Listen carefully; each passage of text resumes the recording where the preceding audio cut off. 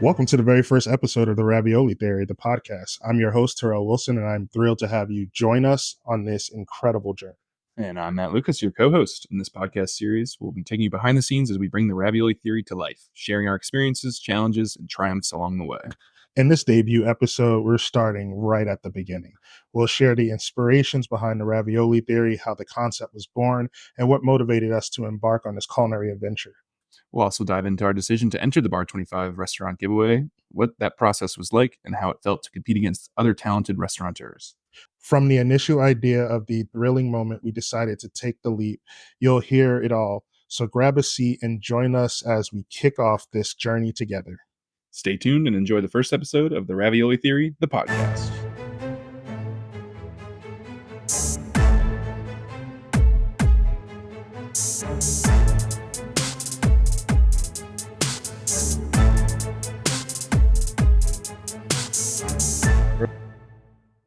Hello, everyone. This is Terrell Wilson, and I'm here with Matt Lucas.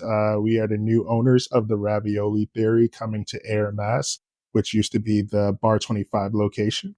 Matt and I have been just discussing and talking about, ways that we can keep everyone involved in this process. And we thought a podcast would be the greatest way to start this. As Matt can tell you, I've been trying to start a podcast for a while, so I just needed an excuse, and now I have one. So here we are.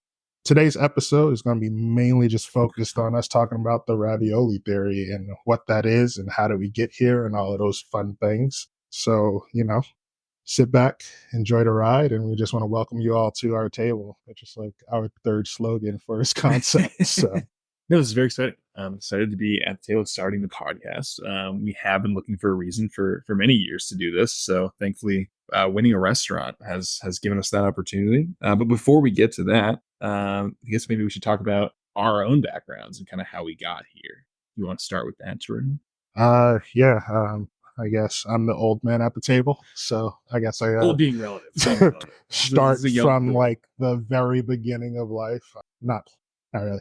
My mom was here. She would tell everyone that I started cooking probably around the age of like 10, 11. She takes a lot of credit for my career. If you know my mom, she is picky as hell. So it'd be, it's very weird, that I'm a chef and she eats nothing.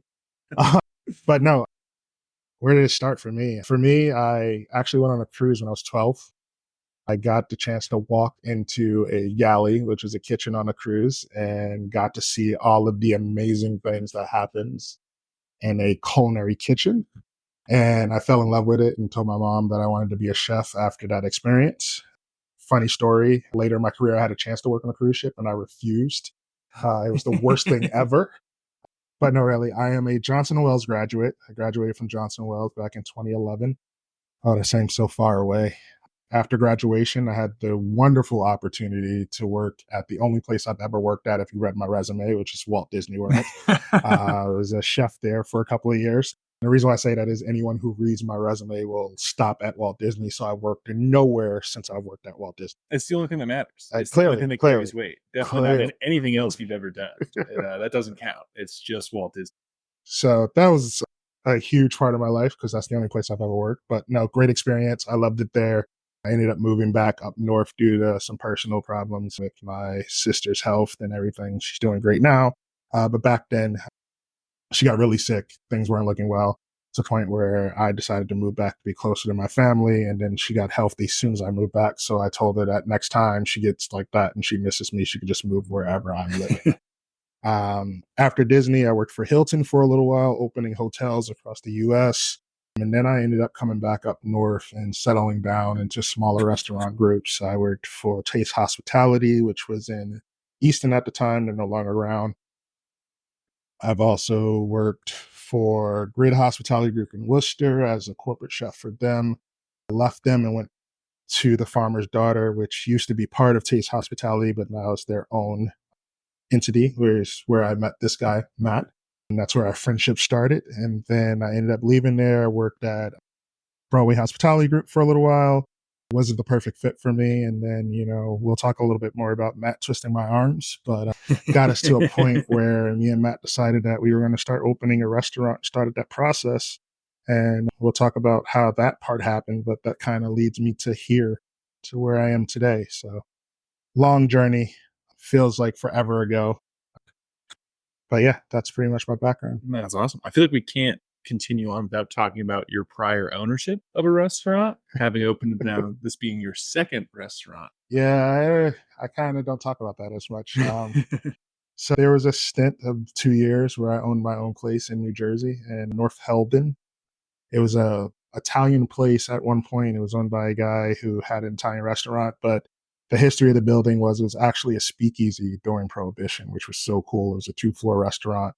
So we went in there and pretty much renamed it. During the time it was a speakeasy, it was called the Ratskeller, which is like German for speakeasy or something like that. So we ended up calling it Prohibition at the Ratskeller. We had 2 floors. The first, it was more like a gastropub setting. Yeah. So, fancy bar foods, nachos that weren't nachos, and burgers that were too cool to just be in a bar. Had to be more like fine dining bar food, but very unique experience. I learned a lot from that experience, a lot of do's and a lot of don'ts. I learned my love for landlords for sure in that particular situation. That is a big reason why we're not there anymore.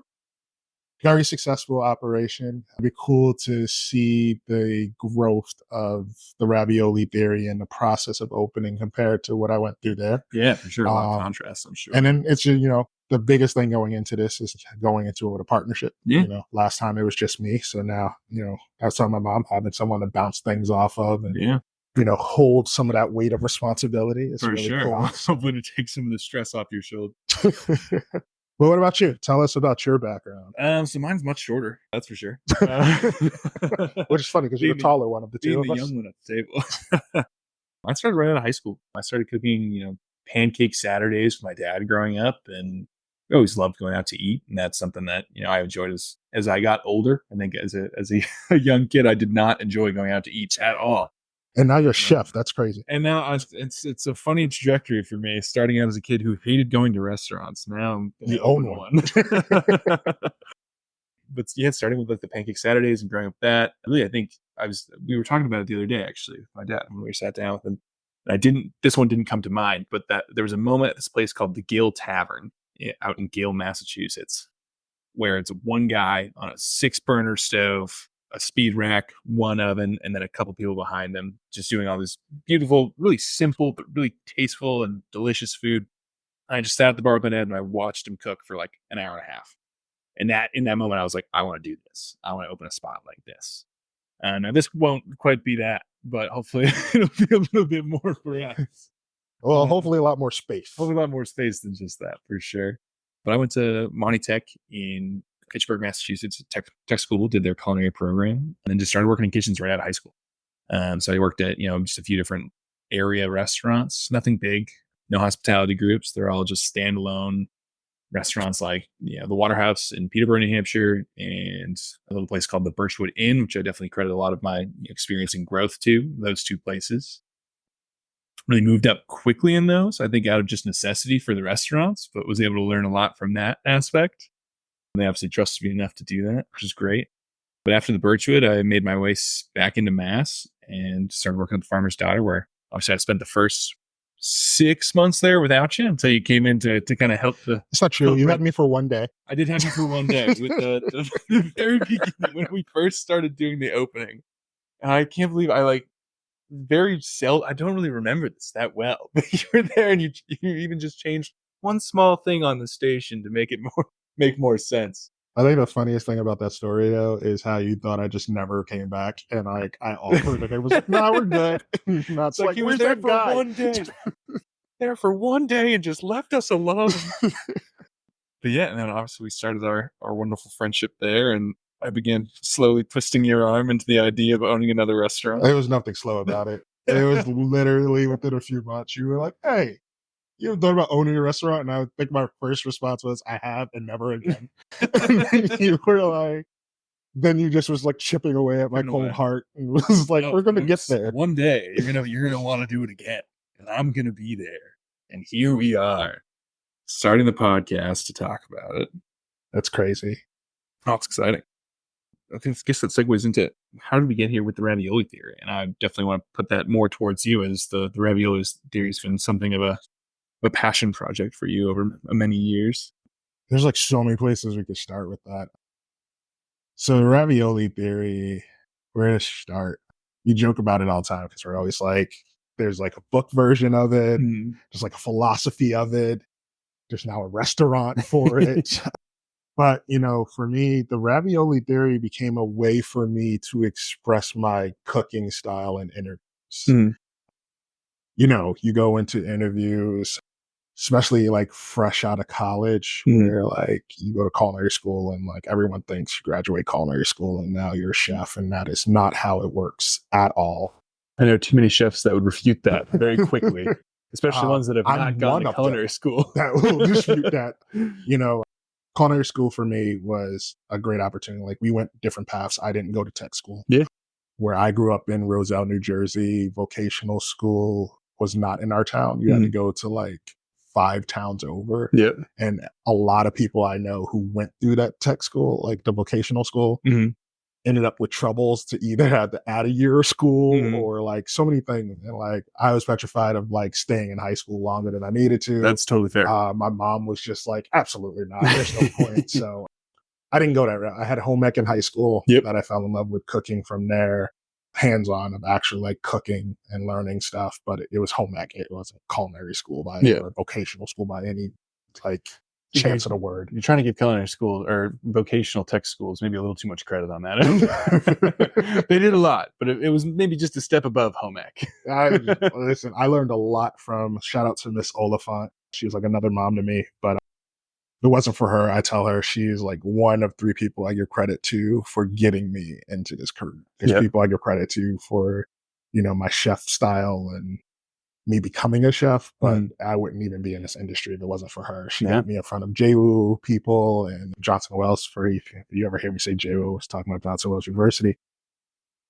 But, if it wasn't for her, we would be sitting at this table. I can guarantee you that. But back to ravioli theory. So graduated, I was going to interviews and everyone's like, so tell me about your cooking style. What kind of chef are you? What's your favorite thing to cook? What's the best dish? I hate this What's the best dish you can cook? Tell us about it.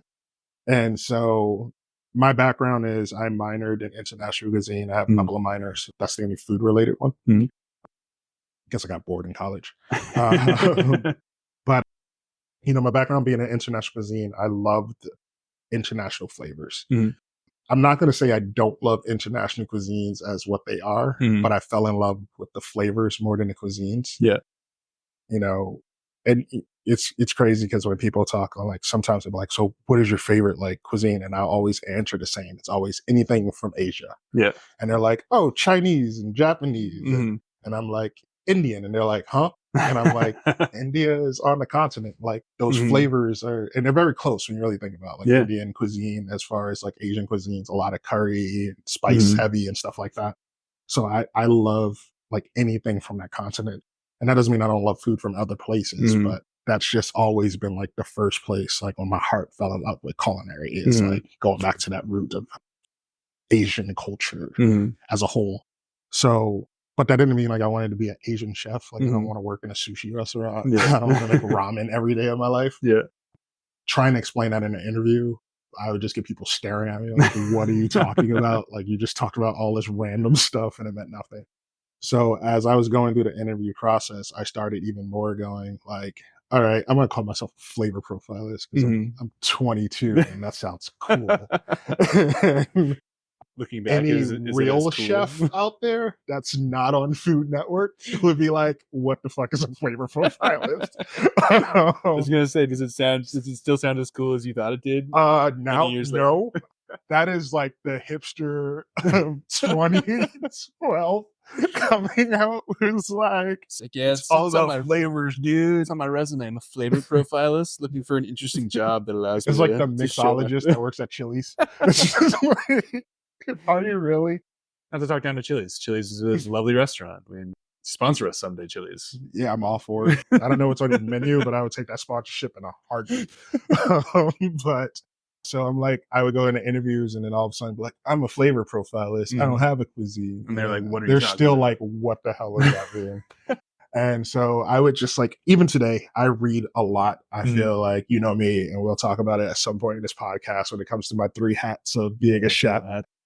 But I always believe in like studying and learning new things because our industry changed so much. So I'm always reading.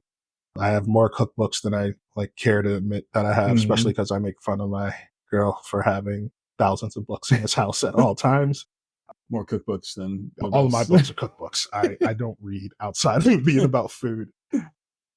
But as I was like reading a book and like it was actually on international cuisine, and I started noticing like every culture had a dish that was some kind of ravioli or dumpling or something of some kind. And the funny thing is, people always come to me now when they hear about it, and they be like, what about this culture? And I always find something.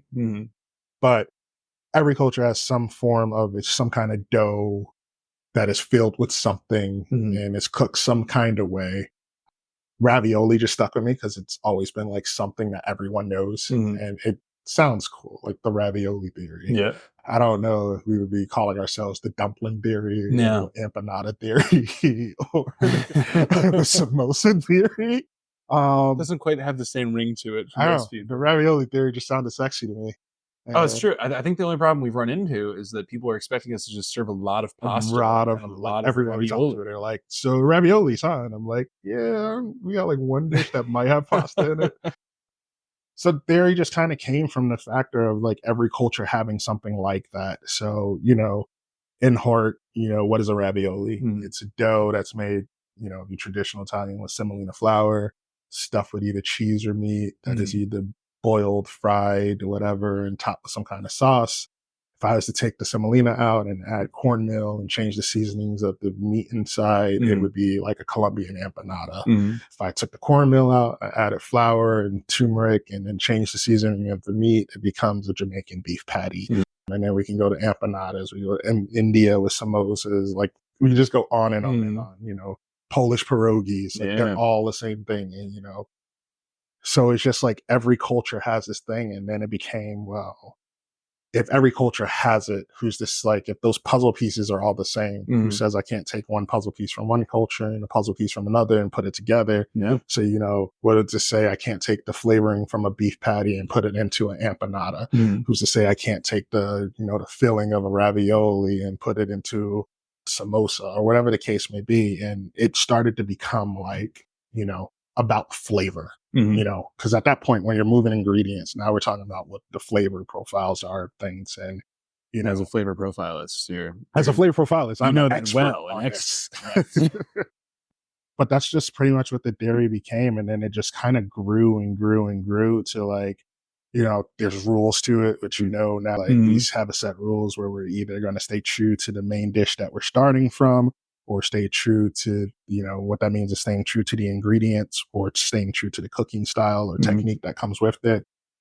Because the whole point of the ravioli theory is to honor and show respect to cultures. You know, we're not ripping them off. We're not trying to make it our own thing. I hate the word fusion. And it's so hard not to use it in this concept because that's the easiest way to explain to people. Oh, like sure. If I want a 30-second explanation, it's like global fusion. You know what I mean? Yeah. But then, you know, when people think fusion nowadays, it's like Asian plus. Yeah. You know, there's no other form of fusion in the world unless you're taking Asian plus something, which isn't true. But, you know, I try to stay away from that word just because it puts a mindset in people's minds from the jump. Creates preconceived notions about, you know, what they're walking into when it comes to the restaurant and the theory. Exactly. You know, so that's kind of the whole, like the ravioli theory and, you know, a nutshell. And then it became like, I started explaining it everywhere I worked and it became part of interviews. And then, as you know, it became a talking point for me for a very long time. It was like, I'm going to write a book on this. And took years and years and years and years. But last year, I actually started writing it into a cookbook. Yes, I remember reading the first few pages of it. Yeah, you read the first drafts. I think if I remember correctly, I made you sign it just in case it ever gets big. Because I'm going to be like, listen, I have the rough draft. Yeah. And then frame them someday. Hopefully that becomes into fruition, you know, with the restaurant now. Maybe we'll have our own ravioli, the cookbook. Have a little brand going. You know, making hand gestures. You can't see them, but the book about the theory that was before the restaurant that came after the restaurant. We got to work on that title. That's what it's sitting for right now. Yeah, it'll kind of be like a prequel, you know? It'll come out after. But, the fun thing is, I think a lot of the groundwork for the idea and the concept is there. And, having a restaurant now, if we wanted to go down that road, we have the perfect R&D opportunity to write recipes for a cookbook, and see how guests perceive certain items. I already know just from our experience in the event, the chicken and waffles, the lamb meatballs, and the popcorn are, huge yes, winners. Those went over very well. So that's exciting for us. That's, that became a thing. And it was funny because, I know we're going to talk about the idea turning into a restaurant, but, going from these ideas from an interview to a book to me calling you one day because a friend of ours, Kim, sent me a text message about a competition. And it was like, hey, did you hear about this? And I was like, well, that's fake. This is a scam. They're going to ask us for a lot of money at some point. Which is like, I feel like we need to spend some time on that because it was just like that day was hysterical because, for the past, 7 months, we've been like working on restaurants and concepts that were not even remotely close to nothing, nowhere near here. And we kind of like were sitting there and we had like set days we would meet. And then Kim sends me this like text message of this video. And it's like a video of Reza talking about giving away the restaurant with the Phantom Gourmet. And I sent it to you. And I was like, this is a scam, right? I was like, absolutely. There's no possible way that there's not some sort of like hidden contract or something. There's something in there where we're losing, all right? Because no one just gives away a restaurant. Yeah, it was just like we spent probably like a full day talking ourselves out of it. Yeah. Of how it could be real. And like I spent more time than I would like to admit about Googling Reza and his like restaurants to see like what his game was. And I just want to add a note, if you ever met him, 100% something he would do. Like the more I know him, I'm like, this makes so much sense now. Yeah. But before even knowing anything about him, we were just like, okay, how do they make money out of us? We like submit a business plan. And then that was like a chaos period too, because we were like, working on one concept at the time. I had a meeting to meet a potential investor for us in Tennessee. Yep.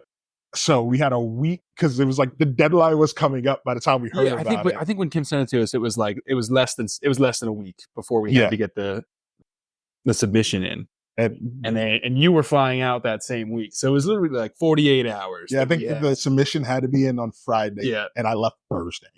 It's like, I want to say we started the whole process on like Monday to get it going. Which was like a wash because Monday was like us just trying to figure out, because we've been planning to open a restaurant for, like I said, the past 7 months. Yeah. Not one concept idea that is on our vision board was like anywhere near being the right concept to put in this like location. Yeah. So it was just like, well, we can't use any of these.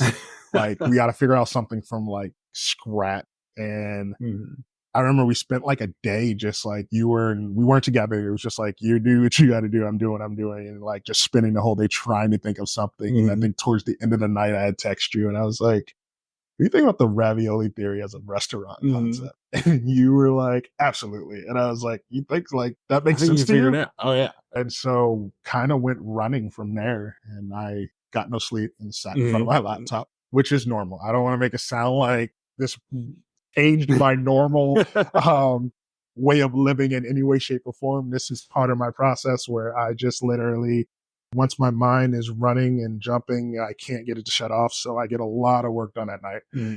I am a night owl, as my mom would say. I think it's a Leo trait, honestly. A lot of Leos I know. Leo trait, I think it comes from probably many years in the restaurant industry where you're working late nights. And fryers still being on by somebody at home. Yep. Constantly. Fryers, dishwashers being left on. You worry. You overthink it. Did I turn that oven off? Oh, gosh. Did I take the food out of the oven? So, yeah, it was just like, I don't know. I like to put on a lot of football analogies, but it was definitely like game time for me where I just suited up and just started running. So, like, I put together like the quickest business plan I've ever did. There's probably like 900 mistakes in it if I ever go back to read it. Like we did financial projections. Mhm. I had a logo done and paid for before we even won the competition. You know, we wanted to put our best foot forward and show Mhm. that like we are professional, we're ready. So it was just like nonstop. Like I would like literally the girls would go to school, I would drive back home, sit in front of my computer. And that was Mhm. just like for like 3 days. That's all I did. Mhm. I had like I was just emailing you random things. We had to also submit a menu. So Yep. I probably the fastest menu Oh, yeah. concept I've ever came up with and put together. Mhm. And you're like working a full-time job. I was doing like restaurant consulting. I So I had remember way more downtime than you. I remember being on the pass most days and then getting random emails, and I'd be like, "I don't have time to read this right now, but it looks good. I'm gonna respond in like an hour." It was definitely like a crazy process just getting that done. And Yeah. then like we submitted it the day before it was due. I Mhm. think I submitted it that Thursday as I was like right before I got on the plane Mhm. because there was like a lot of trying to connect. Just like, can you just double check this and make sure I got everything right? But I think the funny contrast of that too is there was like such a rush in those 3-4 days that we really had overall, and then radio silence from the contest. Which, to be fair, as we find out later, they had what it was like 50 over 50. 50 submissions, so they just had all these business plans to go through. I will say it didn't help our scam. No, we're definitely like, we're never going to hear back from these guys. We just gave them all these ideas to run businesses. They're set for life. And then it wasn't, and probably until a couple weeks later, we saw they posted up from their Bar 25 location in Ayer saying that they were starting to go through or continuing to go through all of the submissions and that they'd have a dwindled down list at some point for us in the near future. Probably from there, though, it sped up really quickly after they put that out. I would say like a couple of more weeks, maybe like 2 more weeks that went by, and then they had posted that they're going to be announcing like, was it the top 9? Yeah, the top 9 for the sit down interviews. And like, it's funny because we're restaurant people. Mhm. So we all know like we work a lot at night and they are restaurant people and they actually are running restaurants. But it was like this process of like, they posted this at 10 o'clock and I haven't got an email yet. Let me like, did they already tell people? So then I'm like emailing them like, did you already tell folks? Like, do they know? And they were like, no, we're going to tell, like, we're going to tell them today. And I'm like looking at the clock, like when what time? It's so late. It's like, already, it's almost over. I'm like, they are in the like mass, right? They are in the Eastern like time. If we in a restaurant in Are they in California? State, do we not double check? But then we got like the email and like, once again, you're working, you work early mornings and I'm wide awake at night. So like we get the email like 1:45 and I'm just like excited, like screaming in bed. And my girl's like, what is happening? And I'm like, we did it. We got into the top 9. And then I'm like emailing and texting you, but you're clearly knocked out. Oh yeah, completely. And I know this, but I'm still going to keep emailing and texting you. It was a lovely surprise to wake up to. That's for sure. Definitely 5 o'clock the next day. It allowed me to go to sleep. Yeah, surprisingly, because I would have been more nervous not hearing anything. Then I went to sleep, and then I got like a good couple of hours of relaxation, and then my mind started all over again, as it does. And then from there, we got an interview time to meet with Reza and Luke and Sydney. We met them at Bar 25 in Ayer. Our first time to see the space. Yep, that was like first time being in the space, seeing it, meeting Reza in person. Yep. Having like, I hate to use the word interview. It did not feel like an interview. No, it felt more like a mid conversation. Yeah, it was just like restaurant tour.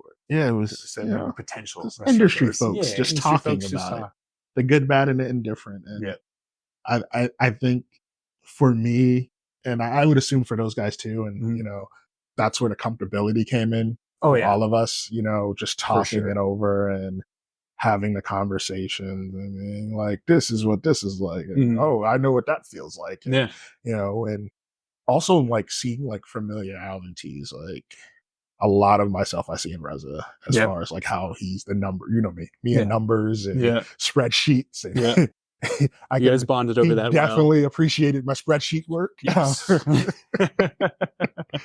And then, Luke, like I can't say enough nice things about Luke either. He was like fantastic. From the jump. And like I don't want to be that person when I'm going to be that person. Like I felt like Luke had our back from like the moment we met him. Oh, for sure. He was definitely advocated for us in those meetings. Yeah, Reza was like, I don't know about these guys. He was like, I kept going back to you. Luke was like, I knew from the jump. We were like, okay, we got somebody. Nah, but it was definitely like a really cool meeting, and I give those guys a lot of credit because they knocked all of the nerves out of the process for us. Oh, Like, for sure. I no longer was like, I'm so scared to talk, Mm. which is like, it's funny too, because like if you watch like any chef show or movie or whatever, like we just show like we're badasses. We take pressure. Yeah, I mean that's and then you get to like the bear that shows like the ugly side of it, where it's like all the anxiety. And like I will tell you, without my chef coat, I am the opposite of what people most think I am. When I have a chef coat it's on, a shield. it is like my cape and everything. So like I have been more nervous than I've ever been in my life because I did not put a chef coat on that entire process. But no, it was just like talking to them, like, we went into it and I had nerves, but like within the first 5 minutes, I was just like, this is easy peasy. We're just talking shop. I could talk shop all day. Yeah. And it was also because like they were genuine and like they really understood it. Like, you talk to people who think they know the industry, you're like, you know nothing. Where like these were people who actually understood every avenue of the business. Like, which gave definitely a lot of comfort, a lot of like reassurance that, if we are taking over a business they've been running, makes us feel good that it's been running the right way. Yeah. 100%. So that's been like, that was a huge and crazy process. And then, and then you get to the point where they announced the top 3. Well, they didn't really announce when we found out. We just knew we were in the top 3 and we knew nobody else that was in it. And then we had like the Zoom call that like we were all on, but still knew nothing about each one of the concepts or the ideas. Yeah, it was fun to kind of see everybody on, but no one knows anything about what anyone else is doing. So it's just like everyone's in like espionage mode where we're trying to figure out stuff. And you're kind of like holding on to your concept a little bit. You're like, I don't want to give away. I'm not telling no one nothing.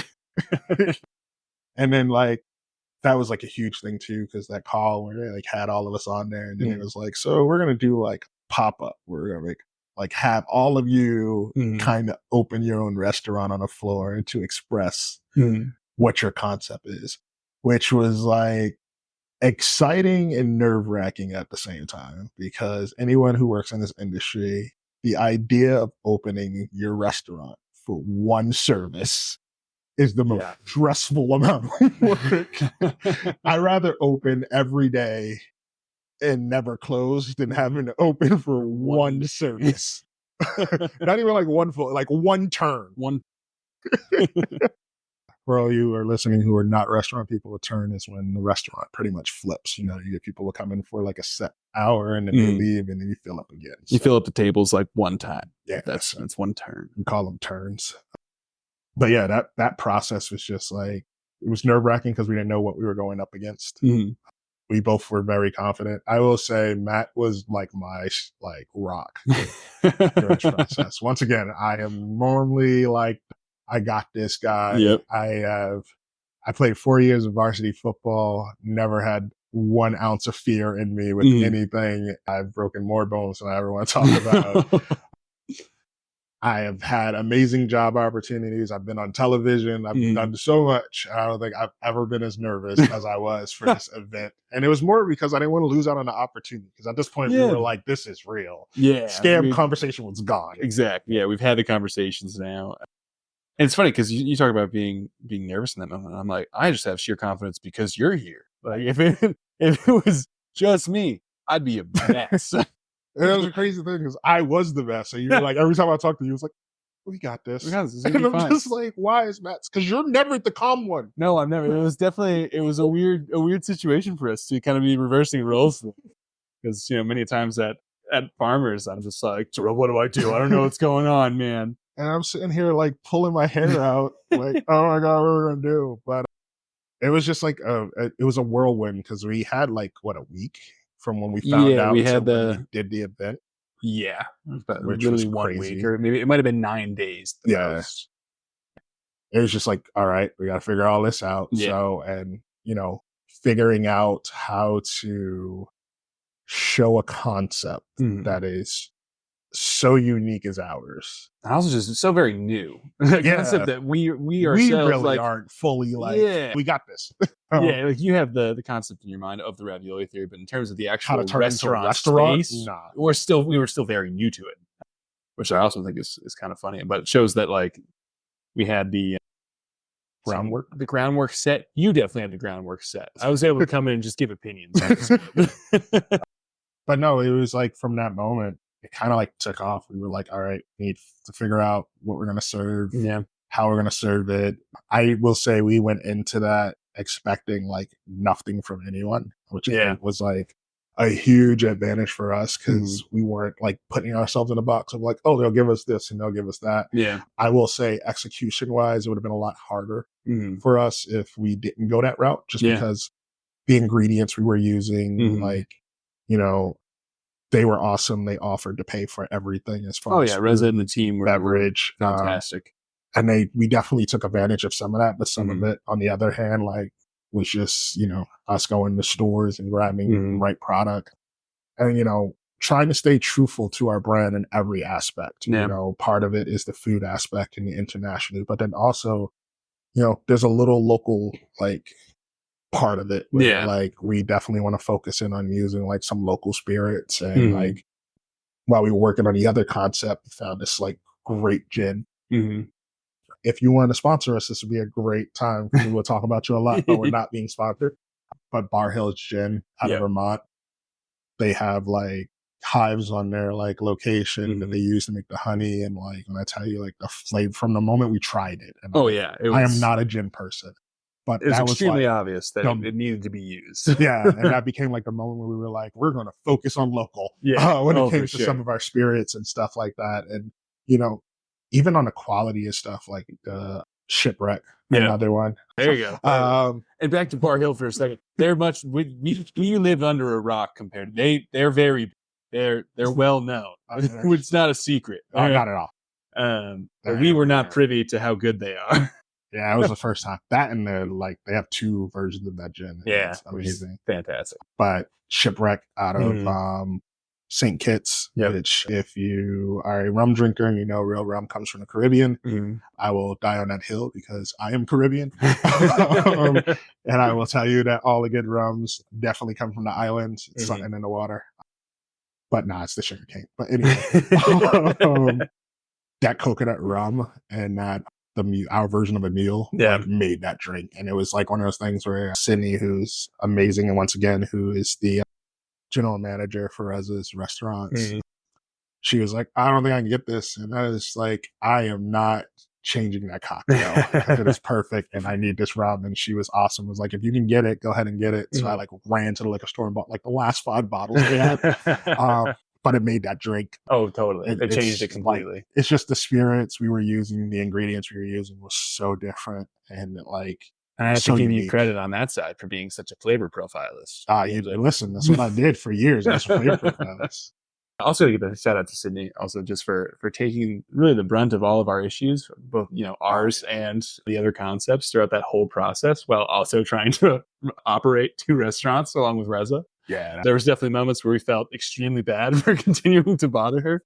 I would like send her a message, like she was as sweet as could be, but it was just like sometimes the people like, I just feel like we're adding to her, so no one talks to Sydney now. Like, stop bothering Sydney. And she's like the total opposite. She's like, no, I'm perfectly fine. She was wonderful through the whole process. Awesome. Even now, like continuing, winning, she's still that person for us.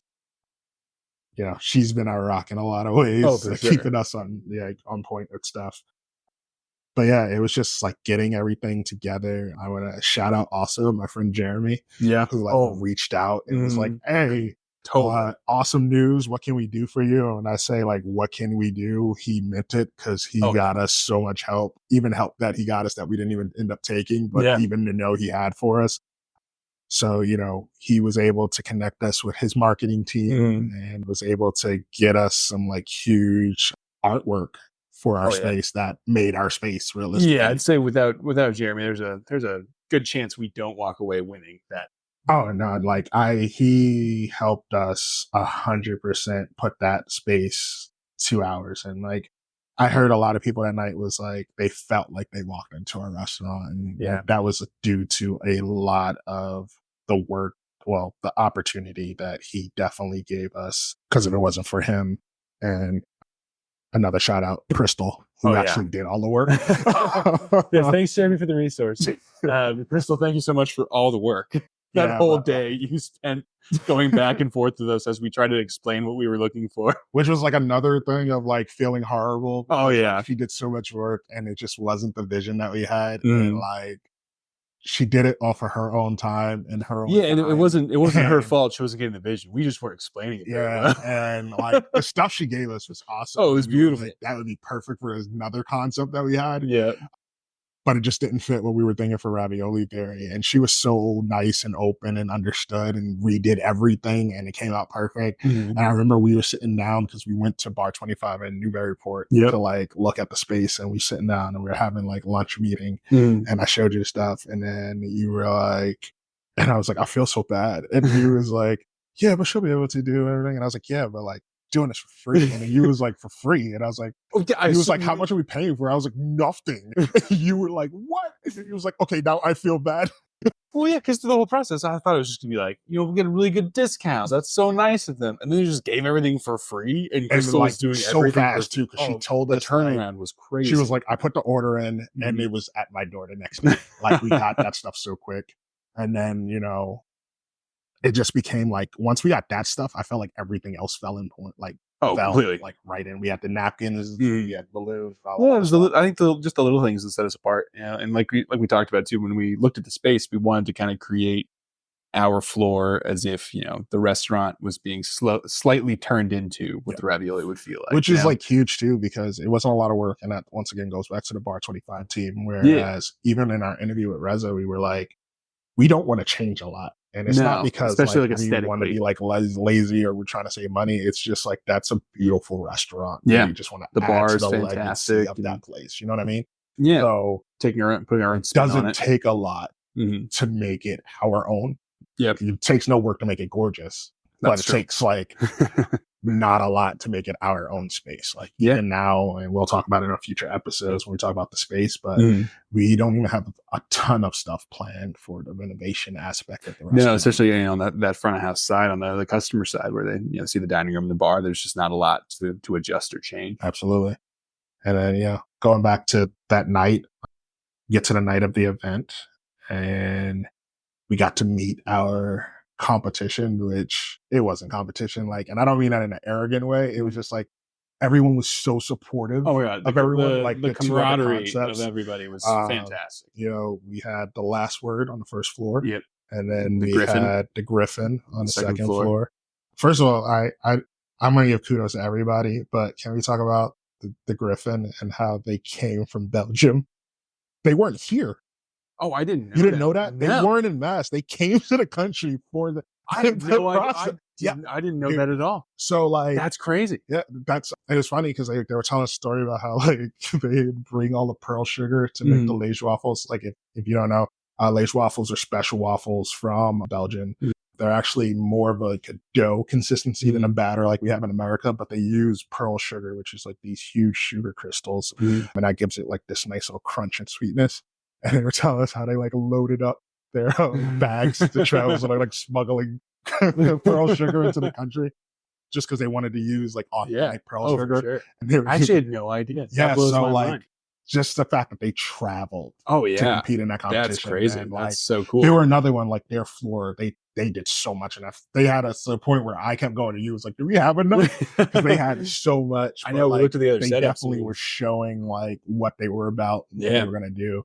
But yeah, I thought it was so cool that they actually like traveled that's so cool. I had no into idea. the country. So that was really cool. And then the other fun fact of the night was meeting Andrew from the last word to find out that he works where we left. That's right. He's the current front of house manager over at the Farmer's Daughter at Sudbury.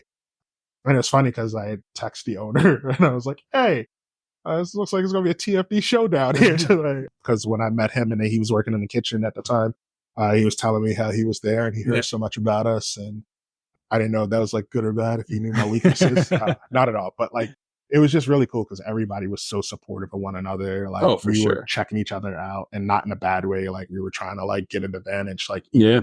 like you guys in the kitchen, like you had so limited space to and everyone concept. there was no animosity between everybody trying to share a small space for 3 concepts. Even like the Last Words team, Andrew's team over there, after they kind of finished their set, they helped us, me and River, as we were getting thrashed by popcorn a little bit there. They were happy to step in and just do like, little plating for us, which was great. Yeah, they're everybody got flat set that night. It was for sure. One concept that didn't get flat set. Yeah. The doors open and the crowd just consumed the whole restaurant. Like, but no, it was cool because sometimes restaurant people, you find those who are genuine, who will back each other, and then there's a few of us out there who will be like not supportive and try to sabotage. And it was none of that. It was 100% like we all went into this for a good competition. Yeah. And, it was one of those when we wished everyone best of luck. Yeah. And you felt that they meant it, and vice versa. You meant it when you said it. And then, even throughout the competition, we were like on each other, like, how was your thing? How was this? How was that? So that was really cool. And then it was overall an extremely positive experience. 100%. And then judgment time. Getting judged on everything, which was like, we were on the 3rd floor, which was what we wanted. Yeah. Until we got there and it was hot as all can be. It was hot as hell. I don't feel like I've ever, once again, going back 4 years of varsity football, I don't feel like I ever sweat as much as I did. I only got sweated that much doing double sessions in the summer. A lot of sweating. For reference, the kitchen was on the 2nd floor. Yes. So we were doing a lot of stairs. Stairs. We had to bring everything in on the 3rd floor to start. Yeah. This is an old Massachusetts building, old brick Newburyport building. The heat definitely rose that day. We got to fill everything, and Reza was running around trying to get it cooled off. Bringing in extra air conditioners and trying to get the AC working properly. It was hot that day, and it was one of those. Definitely, it was a real restaurant experience for us because what could go wrong did go wrong for sure, and parameters of what was going on, but time-wise, we were like, what is it? Everyone had 20 minutes, and it just didn't work out that way. With the judges. So I had started building cocktails because I was like on time. That kitchen aspect of you're trying to time it out, tickets and everything. And like as I'm pouring the last one, I think I came up. So he was like, they're still downstairs, and I was like, yeah. And he was like, no, the first floor. I was like, oh no. So it was like getting rid of cocktails. So there's definitely some waste from that night. Yeah, just because we wanted to sell like perfect cocktails. Oh, for sure. So once we got the timing down, and then the judges come up, so now I'm rushing. So now I'm really sweating. And they're like, take your time, it's fine. And I'm still like, no, I'm behind schedule. I gotta go faster. And then as like I am upstairs schmoozing, but really like explaining our cocktail to our like fabulous 5 judges, you lost power in the kitchen. We did. We lost a breaker, definitely tripped, and we lost a whole wall. So, we also had a waffle maker going. We had a popcorn machine, and we lost the whole thing. So coolers were down. Even more like the light strips went down. So the whole side of the kitchen went down. Well, I have product cooking and the popcorn maker trying to pop popcorn. So we had to just pick everything up and move it all the way over to the other side of the wall, getting in the way of the other concepts. Because they were open and we were getting judged. And that was the other thing, right? Because they opened the doors at 6. So we're still getting judged and people are filtering into the building. Yeah. So then by the time we finish with the judges, we got to run back to the kitchen and get all of our product going so that we can start serving people. But, the cool thing was they were understanding. Oh yeah, for sure. The judges were fantastic. And like they were trying to help us get things done. But it was just like, once the judging started, all of like feelings of nervousness went away because completely. It was just talking shop again. Yeah. And like we had, Reza was there, Luke was there, the executive chef for Bar 25, Joe was there. We had the Phantom Gourmet as a judge. Yep. And then we had our celebrity judge, Joe and them. I know. Pretty cool. I'm going to call him my best friend. I'm pretty sure he does not see me in that light or shape or whatever, but we had a conversation for over 5 minutes. In my world, that means you're my best friend. That's pretty cool. You have a friend that is on the New England Patriots. Yep. I hope he sees it the same way. If he doesn't, it's okay. That's how I see it. So he cannot tell people we're not. That's all I you know what I mean? There you go. Because we don't know the same people. And So- he was great. I will say it's very nerve-wracking when you're in a competition that's judged and they pull a wild card like an athlete or something, especially when it's like an industry competition. Oh, for sure. But he was such a foodie.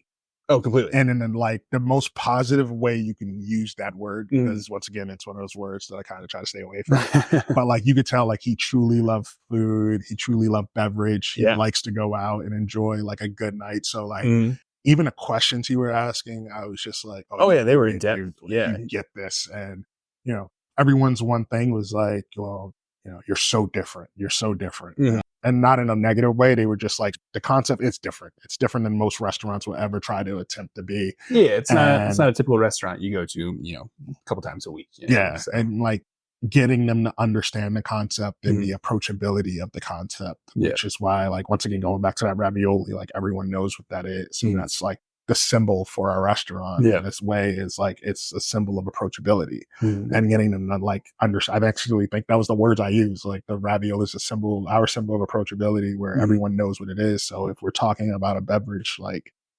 our, the drink with the shipwreck and everything, the mott, it has like shipwreck, but then there's the shipwreck coconut, there's ginger beer, there is saffron tea. Like it's not a Moscow Mule, but you kind of know what those flavors of a Moscow Mule is. So you can connect them. Weirdest thing in there is the saffron. So it's like this one thing you got to learn. And it's like, oh, it's just like floral notes and like a little bit of earthiness to it. But like when you drink it, it's like a smack of like this amazing flavor and gorgeous color. I love the color of that drink. Oh, I thought it was fantastic.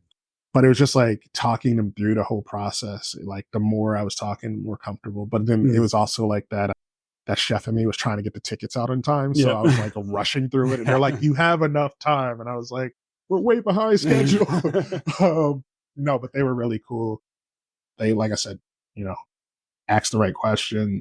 Not that they were wrong questions, but, I just definitely felt like it was just such a cool, like transitional moment to just talk about our concept in that moment in time. It was for me, at least, it was like, there was a moment where I kind of froze in time of like, I can't believe this is actually happening. And then like it sped up because we got flats at it. And everyone came upstairs and it was like, oh no, I gotta go. And my job that night was to like schmooze. And I think I spent like 30 minutes in the kitchen. Oh, you definitely spent at least the first 30 minutes in the kitchen. Because we were trying to put out the past apps and they couldn't get by the door. They'd go out and everyone would take one. And then our server and our friends were immediately coming back in the kitchen and be like, I'm out, I need another tray. Yeah. We couldn't make it 5 feet into the room. They were getting slammed on the second floor. They didn't even make it to the third floor, which once again, more shout outs. River. In the kitchen to help you out. Yeah. Crystal and Kim, who came out to support. Kim was, of course, the person we talked about earlier who got us in the competition. Sure. Crystal used to work with us at TFD. Yeah. We also had a lot of family or friends just come out to support us. Yeah, for sure. Awesome. A bunch of people we worked with throughout the years in the industry. And so that was just really cool to just have that support. And it was also really cool because like so many people who weren't there to support us stopped us and was like, this was amazing. Like you definitely have our support now. Like, which is like something you wish for. Like you're going into a competition like this, you hope to win over, other people for sure. And a huge shout out to Bar 25's staff. Yeah. They were huge. We had, they were able to staff us up with a couple dishwashers and they were great. Awesome bartenders. The bartenders were fantastic. Servers and support. They were all over the place that night, making sure it was running smoothly. So and it was funny. Would not have been clean without it. We were dying, and I kept saying to them, "I was like, how do you do this?" And they were like, "I work here 2 nights a week. I can't do this every day." I was like, "Okay, I get it." But no, it was definitely like it was just it was a perfect night for what it was. For sure. I don't think there will be a day and time where I will not remember that experience. Yeah, it was honestly just a lot of fun. Yeah. And that was the funny thing too, because as we all left and we were packing up cars, we all were saying thank you and wishing everyone luck because we didn't find out who won that night. Yeah. And like everyone said the same thing, like just the experience was awesome. I mean, what did Andrew say from the last word? Like, let's do it again, maybe at another time at a different location. A lot lower stakes. In a lot lower stakes. we can do it again and have a good time. But yeah, it was just one of those, like everything, it just, by the end of the night, like, I think I said it to you a few times. I was like, we left everything. Oh yeah. There, left everything on the table. As you say in football, we left it all on the field. We definitely did. Like, I don't think there was anything any of us could have done more. there was nothing any of us could have did better. I think we all came out there with our A game and showed out the best we could. And it was just I didn't envy the judges. They definitely had a lot to decipher. Oh, for sure. And figure out. But which is why we didn't, get that answer that night. I think a lot of them wanted to sleep on it I and will see how they felt the say next day. the stress of not knowing kicked in the next day. And then it really kicked in when we got that, when I noticed that post that was like, oh, it's going to be announced that night, such on Phantom Gourmet. Phantom Gourmet. And can I just tell you the heart attack and heart palpitations I was having?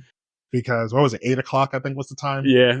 And so I know I was on Phantom Gourmet's website, like Instagram. I was just constantly refreshing. And I thought they were going live. I was waiting for the live. So I just kept flicking, like refreshing the page, going, where is it? Where is it? Where is it? And then like within like the next refresh, it popped up. And then it was that video. And it took forever. It felt like 5 hours. The lead up was so long. And I didn't even think to like press on the more section on the caption, because it said it in the caption, but it didn't say it in like the limited caption. So I just sat there and stared at it until it came up. Oh. And then it showed. The first thing I seen was the elephant. Yeah. Oh, the elephant, which is like our other symbol now. Like, exactly. Right. And it popped up, and I was like, "Holy crap, we won!" Like, as you can tell from this podcast, I don't shut up, and I went completely speechless. So then you called me. Yeah, I called you almost immediately. Like my household is screaming because I have 2 toddlers who are like, "Daddy won," and have no clue knowing what Daddy won whatsoever. Yeah, just hyped to be a part of it. Which is awesome now because they tell everyone Daddy has a restaurant that's and that they're going to work at with their Uncle Matt. So that's right. Yeah, we're getting them in the kitchen. So like my mom was here, so like we're all screaming and you call, and then I'm just like, I don't know what to say, and you're like, we won a restaurant. And as we're talking, Reza, Luke, and Sydney call us. That's right. Yeah, they called in. Have a conversation, and they're like, "How do you feel?" And I'm like, I just got no words. From a guy who's been doing the whole spiel for the last 48 hours, the last really 2 weeks, who's been nonstop talking about the Ravioli Theory. And now I can't get a single word out. And, it has been a ride since then. Yeah. There's still moments where I can't believe that. Oh, every time I tell someone, I'm like, this is weird. It's weird as hell. It's not real. I feel like there's even more of a weird aspect, especially for you, because you got a promotion during this process. So a little background. I work at a lovely restaurant called the Wild Hare in Hudson, Mass. They're fantastic. I can't say enough good things about them. Their food, their coffee program is insane. Their head chef, Ryan Boya, who opened that location probably about 2.5 years ago, recently moved on to open a restaurant. You don't say. And we were so excited for him, and that was amazing. Such an amazing opportunity for him and his wife. And then I moved into his role and then immediately won a restaurant. So I can't even explain how bad I feel about the whole situation. Being like, yeah, I'll take on Ryan's responsibilities. I'm happy to do that role. Like, thank you so much. Also, I just won a restaurant. So it was like, what, 2 weeks into the promotion? Yeah, it was like 2 weeks in, we won. And I was like, oh, man, now I got to tell the owner. And he was fantastic. He's such a supportive guy. And I can't say enough good things about Sully, Keith Sullivan over there at Wild Hare of Hudson. Like when Ryan obviously moved on, he continued to be super supportive when I decided to tell him that I would eventually be moving on to open this restaurant and that we're currently in the middle of preparing for. But the one thing he looked at was, he's like, well, we must be hiring good people here at Wild Hare because they just keep opening restaurants. Which, another shout out to Ryan, because they just opened their... They did, yeah. They just opened. They finished their first full week over at Cello in Lenox, Massachusetts, out in the Berkshires. A lovely local, seasonal menu. And he and his wife Kim were super excited for them and the beginning of their journey. So maybe sometime in the future we might even get him on the podcast. Yeah, talk about his path and his journey that led him to the same place, but possibly took a whole different road. Oh yeah, for sure. But yeah, it was just, even to this day, I can't, believe this is reality for us. And not in the sense of like us owning a restaurant. Like I knew that was going to happen. But the way it happened. Just the way it happened. I did not see that happening for us. But this is first step of many for us. Yeah. It's like an exciting roller coaster. Yeah. We actually, right before starting to record this podcast, we just got off a call with the groups and Reza Luke and Luke. And it sounds like we're getting close to signing that lease and getting everything transferred over and actually starting the process. Yeah. So to give you an idea of where we're currently at in episode 1 of the Ravioli Theory, this is probably a good place for us to sign off. Yeah. And we'll look forward to continuing the journey with everyone. So I would just say keep following us. We'll be giving out more information over the next few episodes and taking you on this journey as we open. And then we'll hopefully see you all at our table real soon. Thank you for joining us on this first episode of the Ravioli Theory, the podcast. We hope you enjoyed hearing about the beginnings of our journey and the inspiration behind our concept. We're so excited to share more of our story with you in the coming episodes. Don't forget to subscribe, rate, and leave a review. Your support means the world to us and helps us reach more listeners like you. Follow us on social media at The Ravioli Theory on Instagram for behind-the-scenes content and updates. Until next time, I'm Matt Lucas, and this is The Ravioli Theory, the podcast.